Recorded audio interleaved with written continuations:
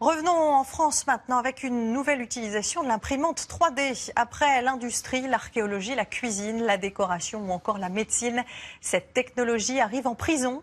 À l'origine, une association de lutte contre la récidive qui a équipé la maison d'arrêt des femmes de Versailles. Objectif, permettre à celles qui sont mamans de réaliser des jouets pour leurs enfants tout en les formant. Reportage Thibaut Malandrin et Jean-Yves Chamblay. Cette activité, elles sont les seules détenues de France à pouvoir la pratiquer. Et c'est une petite révolution pour la maison d'arrêt des femmes de Versailles.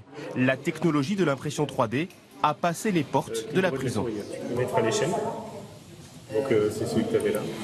6 heures par semaine, ces femmes vont se familiariser avec une technologie dont elles ne savaient rien avant leur incarcération.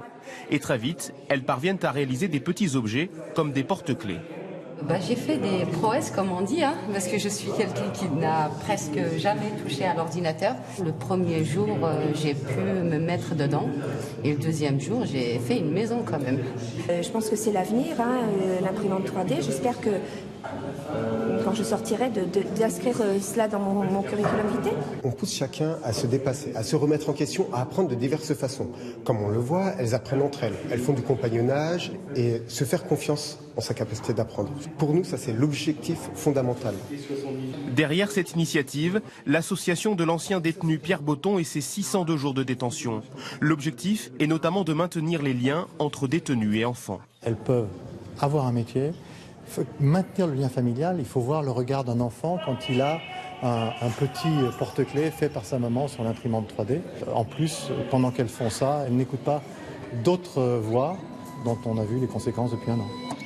Autoriser des détenus à se rendre sur certains sites internet pour les aider dans leur projet d'impression, c'est une autre première en France. Un accès certes contrôlé, mais un bouleversement qui n'a pas effrayé le directeur de l'établissement. Je pense qu'on ne pourra pas continuellement bloquer Internet en détention. Voilà, encore une fois, après, tout doit se faire dans le respect des contraintes pénitentiaires, avec une sécurité. C'est ce qu'on a fait ici à la maison d'arrêt de Versailles.